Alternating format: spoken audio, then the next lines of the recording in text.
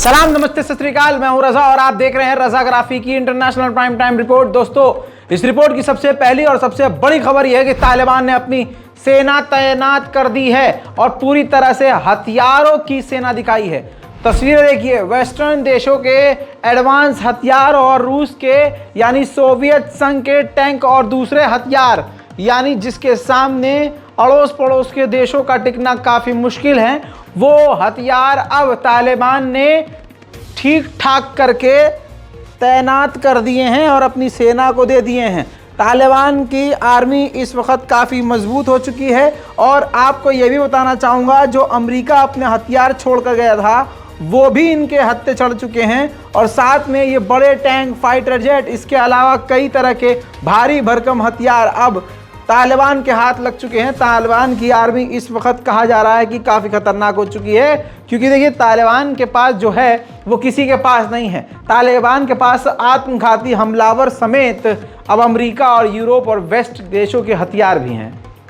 उधर दोस्तों, पाकिस्तान अपने सबसे बेहतरीन दोस्त को धोखा दे रहा है और पाकिस्तान से क्या उम्मीद करेंगे आप। पाकिस्तान की सरकार चाइना से धीरे धीरे पीछे हो रही है। चाइना का जो CPEC प्रोजेक्ट है, अब पाकिस्तान की गवर्नमेंट उस CPEC प्रोजेक्ट को पाकिस्तान के अंदर आगे नहीं बढ़ा रही है और रिपोर्ट यह है कि चुपके चुपके पाकिस्तान काफ़ी पहले से अमेरिका और वेस्ट के देशों से बात कर रहा है और उनसे पैसे की मदद मांग रहा है। उधर पाकिस्तान के तत्कालीन विदेश मंत्री अब्बास जिलानी ने भारत के खिलाफ फिर से जहर उगलते हुए कहा कि भारत सरकार कश्मीर के मुसलमानों पर और सिखों पर जुल्म कर रही है, आतंकवाद फैला रही है और इंसानियत को तार तार कर रही है। भारत को कटाक्ष करते हुए कई तरह की बातें पाकिस्तान के विदेश मंत्री ने कही हैं।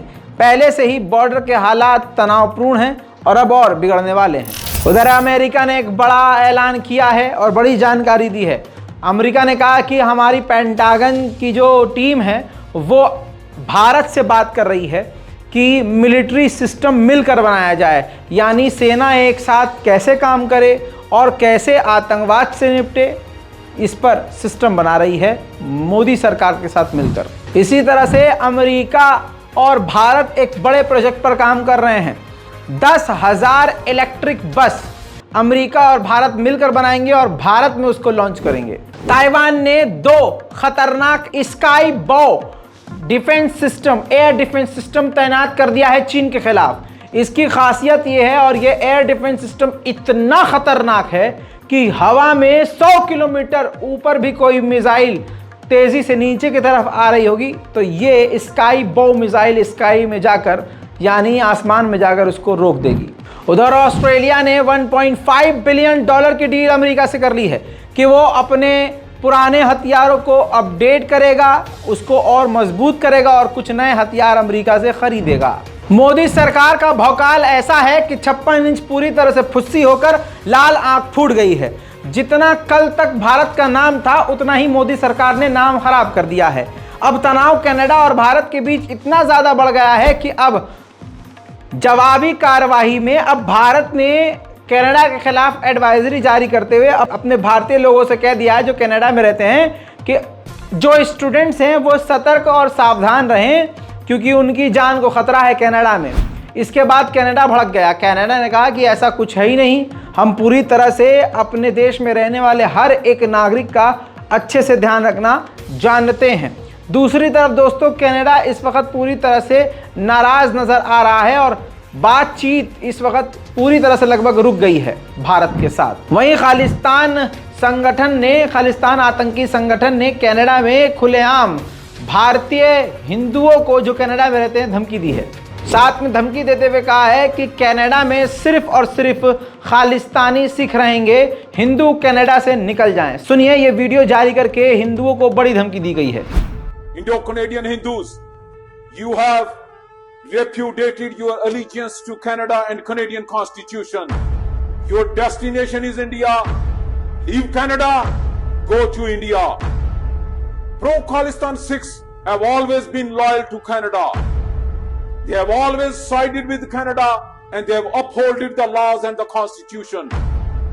On October 29th, Shaheed Nijar Kill India referendum is happening in Vancouver.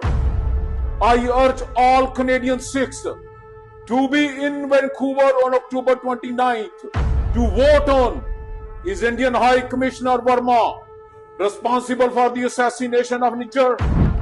दोस्तों, इतिहास गवाह है, पाकिस्तान के बाद कोई दूसरा ऐसा देश है इंडियन रॉ पर जिसने ऐसा इल्जाम लगाया है, वरना पाकिस्तान के अलावा पूरी दुनिया में किसी की औकात नहीं थी कि हमारी रॉ पर इस तरह से उंगली उठा सके। लेकिन मोदी सरकार का ऐसा नाले में घुसा है भौकाल कि अब ये कनाडा रॉ पर इल्जाम लगा चुका है। दूसरी तरफ मेरे दोस्तों, एक बड़ी बात आई है जिसमें जस्टिन ट्रूडो G20 की मीटिंग में ही मोदी जी को जलील करने वाले थे कि आपने मरवाया है, आपकी रॉ ने मरवाया है, इंडियन गवर्नमेंट का हाथ है हमारे एक नागरिक का कत्ल करने में। और ऐसे में ब्रिटेन, फ्रांस, जर्मनी, अमेरिका ने जस्टिन ट्रूडो को G20 में दिल्ली में समझा दिया था कि भाई साहब इस वक्त G20 में ऐसा कुछ मत करना, क्योंकि हम भारत के साथ रिश्ते पूरी तरह से ख़राब करना नहीं चाहते, और जब आप वापस चले जाइएगा कनाडा तो आप जाकर बयान दे दिएगा, तब हम आपका साथ देंगे। और हुआ वैसा ही। उधर दोस्तों, अमेरिका के राष्ट्रपति बाइडेन ने अमेरिका के 2024 के रिपब्लिक डे में मोदी जी को as a chief guest invite कर दिया है। गोदी मीडिया पहले से ही काम पर लग चुका है। उधर मेरे दोस्तों, यूएन में ज़बरदस्त तरीके से तुर्की के राष्ट्रपति रजब तैयब एर्दोगान ने कश्मीर का मुद्दा उठा दिया और कह दिया कि अगर एशिया में शांति चाहिए तो कश्मीर का मुद्दा पहले हल होना चाहिए। दोस्तों, ये भारत के लिए बुरी बात है और बुरी खबर है। दोस्तों, मैक्सिको में जो एलियन का कंकाल मिला था उस पर कई तरह के सवाल खड़े किए जा रहे थे, दुनिया भर से सवाल उठ रहे थे। मैक्सिको की वैज्ञानिकों की टीम और दूसरे देशों की टीम भी वहां पहुंची, उसकी पूरी जांच करी। जांच के बाद रिपोर्ट में यह बताया गया कि इस कंकाल के साथ कभी किसी ने छेड़छाड़ नहीं करी, न इसमें कोई चीज़ें जोड़ी गई हैं, न इसको बनाया गया है, और ये कंकाल किसी समय जिंदा था, यानी सच में एलियन है, सच में ऐसे प्राणी हैं। इसीलिए इस बात पर मैं पहले भी बोल चुका हूँ कि कुरान पाक को जब आप पढ़ेंगे तो पता चलेगा कि उस ज़माने में क्या क्या चीज़ें हुआ करती थी, और आज भी बहुत सारी चीज़ें हैं ऐसी जिन्हें हम अपनी नंगी आंखों से देख नहीं सकते। यही तो कुदरत है, यही अल्लाह का करिश्मा है। उधर चाइना के सुकैन शहर और जैनसू शहर में ज़बरदस्त तूफान आया। इस तूफान में इतनी बड़ी तबाही हुई कि तुरंत मौके पर ही 10 लोगों की मौत हो गई और सैकड़ों एक जगह से दूसरी जगह उड़कर चले गए और कई सारी बिल्डिंगों को नुकसान हो गया है।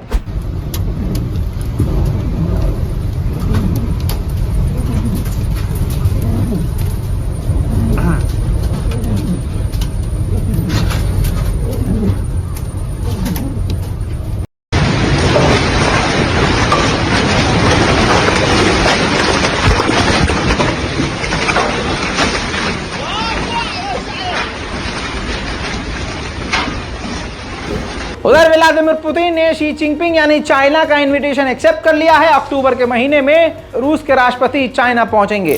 अमेरिका के राष्ट्रपति बाइडेन ने कहा है कि हम चाइना के साथ कोई जंग नहीं चाहते, लेकिन चाइना का जो एग्रेशन है, जो उसकी गलतियां हैं, उस पर हम बोलते रहेंगे और उसको जवाब देते रहेंगे। उधर श्रीलंका के राष्ट्रपति ने कहा है कि ना हम चाइना के साथ हैं ना भारत के साथ हैं, हम दोनों से कोई भी डील, कोई भी गठबंधन नहीं करेंगे। अब समझ में नहीं आ रहा है कि मोदी सरकार को यहाँ पर क्या रिएक्शन देना चाहिए, लेकिन हकीकत यह है कि यही जो भारत है जिसके साथ श्रीलंका खड़ा नहीं है, इसी भारत ने श्रीलंका को हमेशा मदद दी है। एक ग्रुप है एशियन, उसके अंदर 10 देशों का ग्रुप है जिसमें Brunei, Cambodia, Indonesia, Laos, Malaysia, Myanmar, Philippines, Singapore, Thailand और वियतनाम देश हैं। ये सब मिलकर ज़बरदस्त ड्रिल शुरू कर चुके हैं। चाइना परेशान होकर तुरंत उसने अपनी सैटेलाइट और इंटेलिजेंस को तैनात कर दिया है इस ड्रिल पर नज़र रखने के लिए। ब्रिटेन की क्रूरता जहां पूरी दुनिया में फेमस है, आज पहली बार ब्रिटेन ने इतना ज़बरदस्त काम किया है कि सारी दुनिया के मुसलमानों का दिल खुश हो गया है। दोस्तों, आपको बता दूं कि पूरी दुनिया में ब्रिटेन एक ऐसा नॉन मुस्लिम देश बन गया है जिसमें देखिए दुनिया का काफ़ी ऊंचा वर्ल्ड्स फर्स्ट स्कल्पचर सेलिब्रेट करने के लिए लगा रहा है। यानी जो महिलाएं, जो औरतें हिजाब पहनती हैं, बुर्का पहनती हैं, उनको विश करने के लिए और उनकी खुशी के लिए एक ऊंचा सा स्टैचू बनाया जा रहा है जो हिजाब पहनी हुई हैं। और आप देख सकते हैं बरतानिया के लोग और बरतानिया की सरकार के लोग वहाँ पर जो एक ऐसा पत्थर इंस्टॉल किया गया है जिसमें हिजाब के फ़ायदे और हिजाबी महिला की ताकत क्या होती है उसके बारे में लिखा गया है। किसी मुस्लिम देश में अगर ये होता तो आप कहते कि हाँ ये तो मुसलमान देश है, ईरान है और भी पाकिस्तान है और भी कई सारे ऐसे देश हैं, लेकिन बरतानिया में ये चीज़ हो गई है, इसकी उम्मीद किसी को नहीं थी। ब्रिटेन की सरकार को इसके लिए मेरी तरफ से और मेरी पूरी टीम की तरफ से भी बहुत बहुत शुक्रिया और बहुत बहुत बधाई। इंटरनेशनल प्राइम टाइम में आज के लिए इतना ही। चैनल को सब्सक्राइब कीजिए, वीडियो को लाइक कीजिए। मैं हूं रज़ा और आप देख रहे थे रज़ाग्राफी। जय हिंद।